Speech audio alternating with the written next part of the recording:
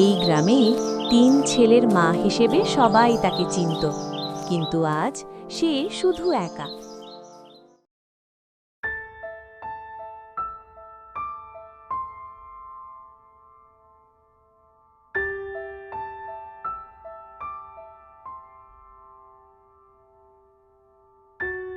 তোরা মানুষের মতো মানুষ হবি রে। আমি না থাকলেও তোদের মাথা উঁচু করে চলবি, এটা আমার স্বপ্ন।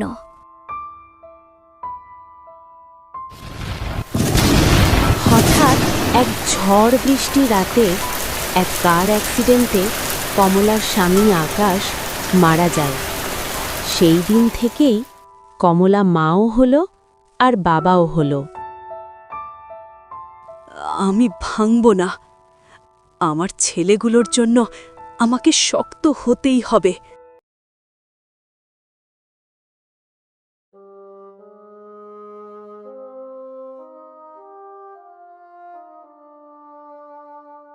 অসুস্থ মানুষ এই বয়সে এসে কে দেখবে সারাদিন?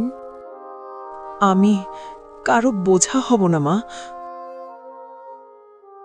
এই ছেলেটার যখন জ্বর হতো তখন আমি সারা রাত এক টানা ওর পাশে বসে থাকতাম। আমাদের নিজেদেরই কত কষ্ট, আর কত দায়িত্ব নেব। মা, পরে দেখা যাবে, এখন যাও।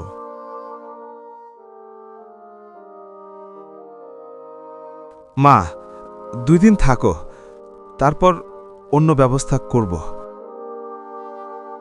মায়ের মুখে ছিল হাসি, কিন্তু চোখের কোণে জমে থাকা পানি বলে দিচ্ছিল এই হাসির আড়ালে লুকিয়ে আছে এক মায়ের না বলা হাজারটা গল্প। ঠিক আছে বাবা।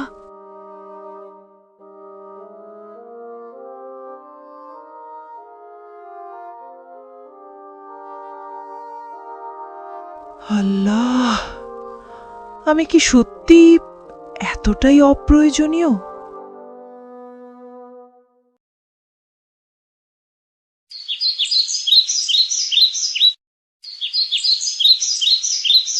সকালে যখন ভোরের আলো ফোটে, তখন এক প্রতিবেশী দেখতে পায় কমলা রাস্তার পাশে পড়ে আছে।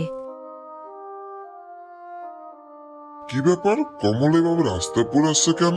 যাই দেখি তো কি হয়েছে।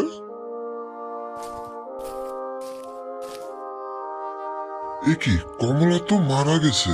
কই রে, শুনছিস তোরা 3 ভাই? কমলার বেঁচে নেই, তোরা চালু এদিকে আয়।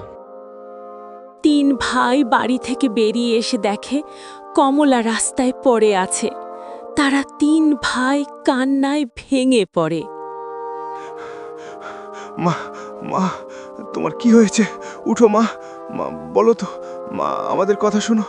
মা, আমরা তোমাকে হারাতে চাই না। উঠো মা, দয়া করে উঠো।